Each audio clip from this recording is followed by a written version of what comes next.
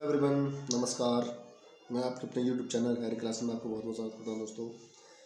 जैसा कि हम कक्षा 12th का गणित प्रारंभ कर चुके हैं दोस्तों, और उसका अध्याय 1 संबंध एवं फलन दोस्तों हमने प्रारंभ किया है।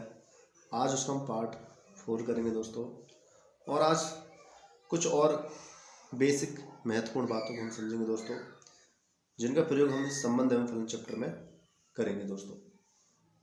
तो दोस्तों सबसे पहले हम समझेंगे आज उप समुच्चय सबसेट क्या होता है दोस्तों।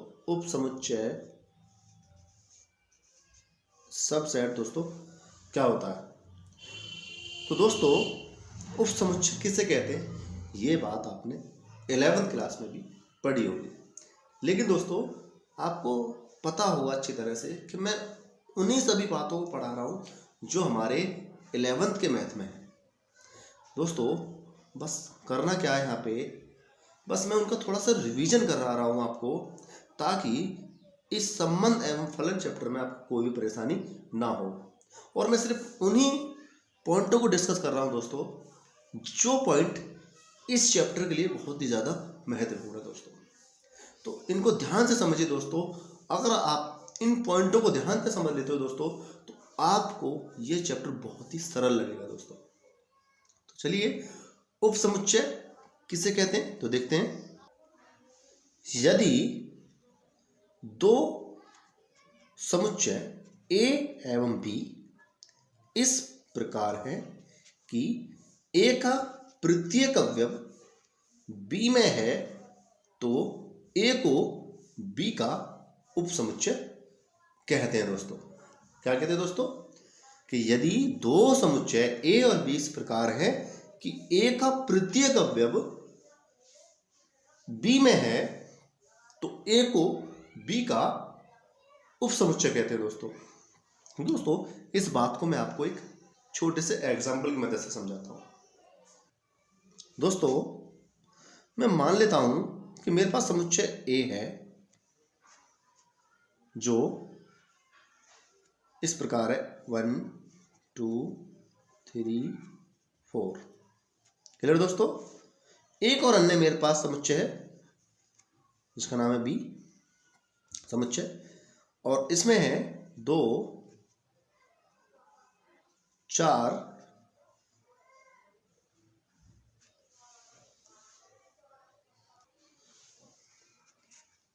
और मान लेते हैं यहाँ पे 3 1 6 7, इस तरह से मैं इसको मान लेता हूं दोस्तों। ठीक है, अभी मैं सिर्फ एक एग्जाम्पल समझा रहा हूं दोस्तों आपको। तो दोस्तों इस एग्जाम्पल आप थोड़ा गौर से समझिए कि आप देख रहे होंगे यहाँ पे कि समुच्चय A के अंदर हमारे कौन कौन से अवयव है 1 2 3 4, और समुच्चय B के अंदर कौन कौन से अवयव है 2 4 3 1 6 7। तो दोस्तों आप गौर से देखिए, क्या समुच्चय A के अंदर जितनी भी अवयव हैं क्या वो समुच्चय B के अंदर नहीं है? तो आप बोलोगे यस हैं, क्योंकि देखो समुच्चय A में 1 है तो समुच्चय B में भी 1 है, समुच्चय A में 2 है तो समुच्चय B में भी 2 है, समुच्चय A में 3 है तो समुच्चय B में भी 3 है, समुच्चय A में 4 है तो समुच्चय B में भी 4 है। तो समुच्चय A के सभी अवयव समुच्चय B में उपस्थित हैं। तो दोस्तों हम बोल सकते हैं कि जो समुच्चय A है, समुच्चय जो A है वो उप समुच्चय है, वो उप समुच्चय है किसका? B का। किसका? B का। तो दोस्तों हम बोल सकते हैं A उप समुच्चय है B का। ठीक है दोस्तों। और इसको हम सांकेतिक भाषा में कैसे लिखते हैं दोस्तों, प्रतीकात्मक भाषा में कैसे लिखते हैं दोस्तों इसको? तो हम लिख देते हैं दोस्तों A उप समुच्चय है B का, या दोस्तों आप इसको ऐसे भी लिख सकते हो, या A उप समुच्चय है B का। ठीक है दोस्तों, आप दोनों में से कोई सा भी तरीका यहाँ पे लिख सकते हो दोस्तों। एक एग्जांपल और लेते हैं दोस्तों।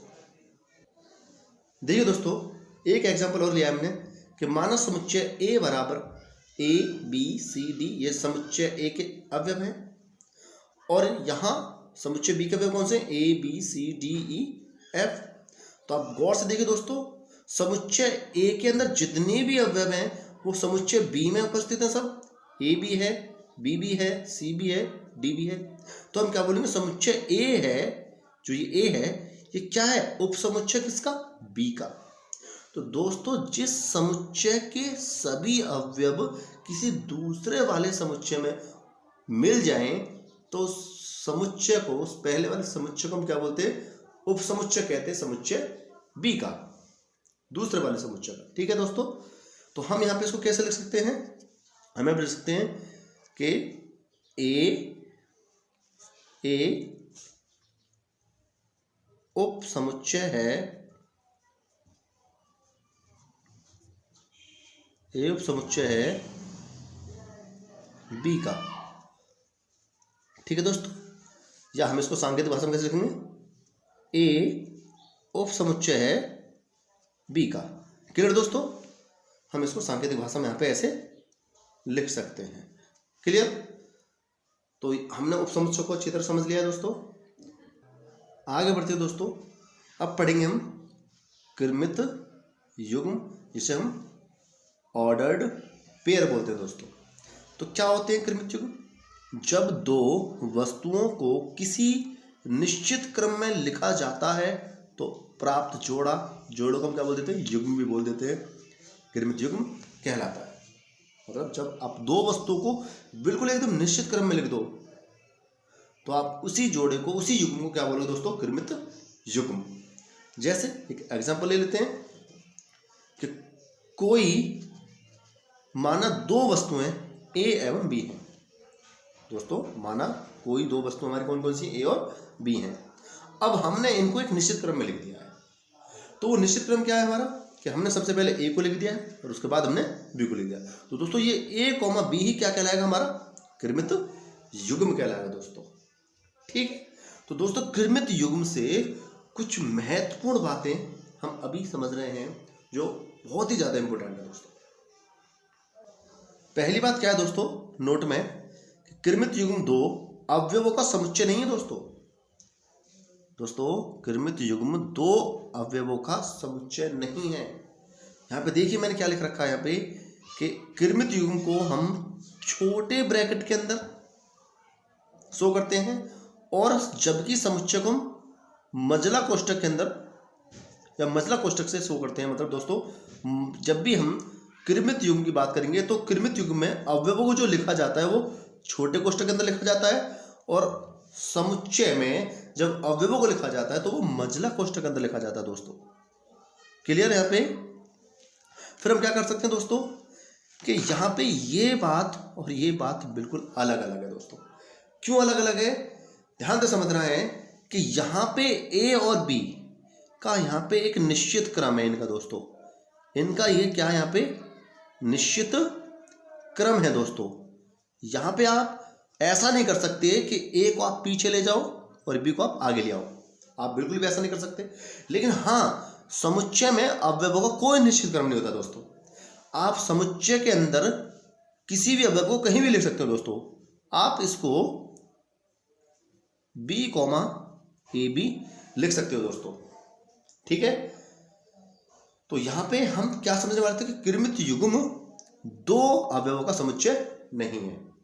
समुच्चय अलग होता है और क्रमित युग्म अलग होता है दोस्तों। ठीक है, क्यों? क्योंकि क्रमित युग्म में एक अवयवों का निश्चित क्रम होता है, जबकि समुच्चय में अवयवों का निश्चित क्रम नहीं होता है दोस्तों। ठीक है, इसलिए हम दोस्तों क्या बोलते हैं कि A comma B not equal A comma B. ये हमारा क्रमित युग्म है और ये हमारा समुच्चय है।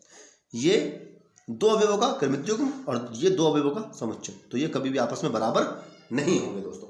क्लियर? दोस्तों आगे बढ़ते हैं, नेक्स्ट पॉइंट पे आते हैं। क्रमित युग्म में अवयव समान भी हो सकते हैं दोस्तों।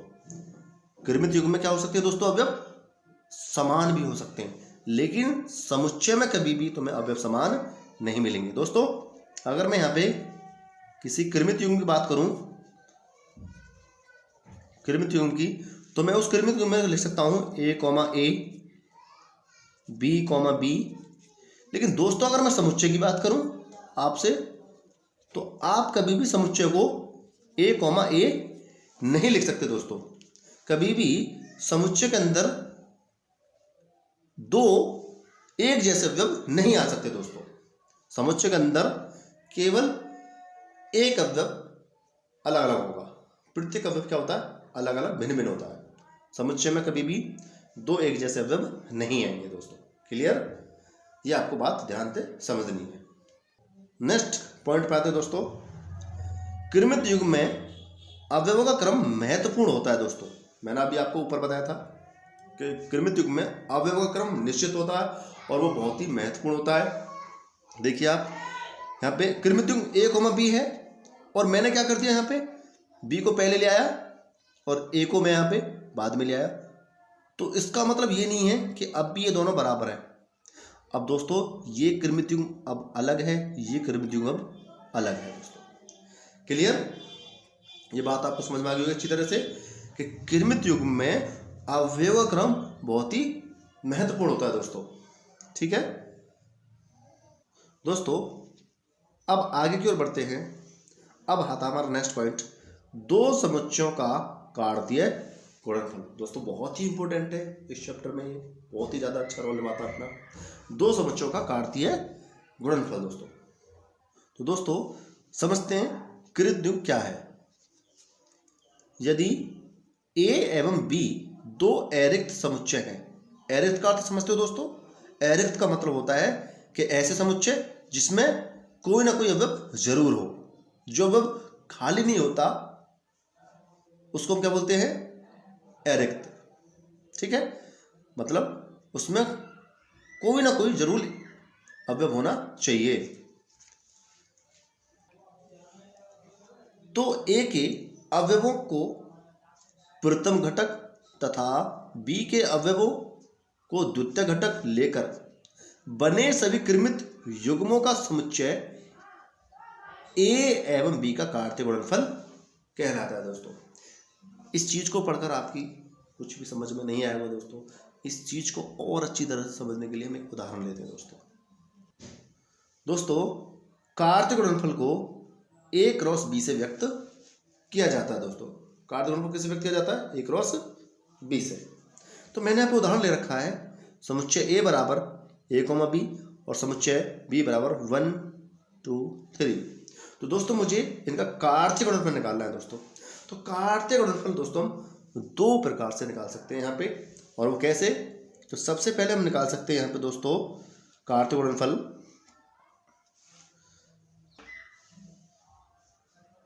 ए क्रॉस बी। अब ए क्रॉस बी कैसे निकालेंगे दोस्तों? तो सबसे पहले मैंने समुच्चय ए को लिया है, तो आप सबसे पहले समुच्चय ए को लिखो, ए कॉमा बी, क्रॉस लगाइए। फिर समुच्चय बी लिया है तो उसके बाद बी समुच्चय को लिख दीजिए। क्लियर? अब आप इनका क्या निकालोगे, कार्तीय गुणनफल। तो दोस्तों कार्तीय गुणनफल क्या निकालेंगे, पहले हम मजदूर कोष्ठक लगाएंगे। अब इस पहले वाले समुच्चय का जो प्रथम अवयव है, आप सबसे पहले इसकी गुणा किस में करोगे, इन सभी अवयवों में। ठीक है, कैसे? जैसे ए कॉमा 1 कृमित युग्म बन गई है, फिर कॉमा लगाइए, फिर ए कॉमा 2 कॉमा लगाइए, फिर ए कॉमा 3। ठीक है दोस्तों, इसी प्रकार हम इस अवयव बी की गुणा करेंगे किसके साथ, 1 2 3 के साथ। कैसे? बी कॉमा 1, बी कॉमा 2 और बी कॉमा 3, और यहाँ पे मंजिला कोष्ठक लगा दीजिए दोस्तों। तो दोस्तों हमने यहाँ पे कार्तीय गुणनफल ज्ञात कर लिया ए क्रॉस बी के रूप में। ठीक है दोस्तों, इसको आप दूसरे रूप में भी कैसे ज्ञात कर सकते हो दोस्तों? तो दूसरे रूप में आपसे पूछ सकता है बी क्रॉस ए ज्ञात कीजिए। तो आप बी क्रॉस ए कैसे ज्ञात करोगे दोस्तों? तो आप सबसे पहले बी वाले समुच्चय को लिखोगे 1 2 3, क्रॉस ए वाला समुच्चय लिख दीजिए, ए कॉमा बी। क्लियर। अब आपको करना क्या है, जैसे ऊपर क्या हमने ऐसे कर देंगे, सबसे पहले 1 की गुणा करते चलेंगे इस दूसरे वाले समुच्चय के अवयवों में। 1 की पहले मल्टीप्लाई किसमें होगी, गुणा ए के साथ। तो 1 कॉमा ए कॉमा लगाओ 1 कॉमा बी, फिर कॉमा लगाओ, फिर अब 1 की तो हमने कर दी, अब करेंगे किसकी, 2 की। तो 2 कॉमा ए, फिर 2 कॉमा बी। उसके बाद 3 की करेंगे 3 कॉमा ए और 3 कॉमा बी। क्लियर दोस्तों। ये हमने यहाँ पे कार्तीय गुणनफल ज्ञात कर लिया दोस्तों। लेकिन सबसे महत्वपूर्ण बात इस कार्तीय गुणनफल दोस्तों में समझनी है यहाँ पे कि आप गौर से देखिए कि हमने अभी ऊपर ए क्रॉस बी निकाला था और नीचे बी क्रॉस ए निकाला था। क्या आप ए क्रॉस बी वाले क्रमित युग्मों को देखिए गौर से, और बी क्रॉस ए वाले क्रमित युग्मों को देखिए, क्या दोनों के दोनों समान हैं? क्या दोनों के दोनों समान हैं दोस्तों? तो आप बोलोगे एक ऐसे आप कैसे समझोगे इसको कि मैं आपसे बोलता हूं कि आप मुझे बताइए 4 गुणा 6 कितना होगा दोस्तों? तो आप बोलोगे 4 6 24 हो गया जी। और मैं बोलूं 6 कॉमा 4 कितना हो गया? तो आप बोलोगे 6 चौक 24 हो गया। तो दोस्तों मैंने अब 2 संख्या ली हैं और मैंने उनका अगर क्रम चेंज कर दिया है तो आंसर पर कोई प्रभाव नहीं पड़ा, आंसर पर यहाँ पे कोई भी इफेक्ट नहीं पड़ा दोस्तों। लेकिन कार्तीय गुणनफल में ऐसा नहीं है दोस्तों, कार्तीय गुणनफल में ऐसा नहीं होता दोस्तों। समुच्चयों का क्रम बदलने से दोस्तों उनके आंसर भी बदल जाते हैं। आप गौर से देखिए ए क्रॉस बी में जो पहला क्रमित युग्म है वो है ए कॉमा 1, और बी क्रॉस ए में जो प्रथम क्रमित युग्म वो है 1 कॉमा ए। आप बोलोगे कि ए कॉमा 1 को आप उल्टा कर दीजिए, या फिर ए 1 कॉमा ए को आप उल्टा कर दीजिए, इन दोनों को सेम बना लीजिए। तो आपको पता है कि क्रमित युग्म में क्रम का बहुत ही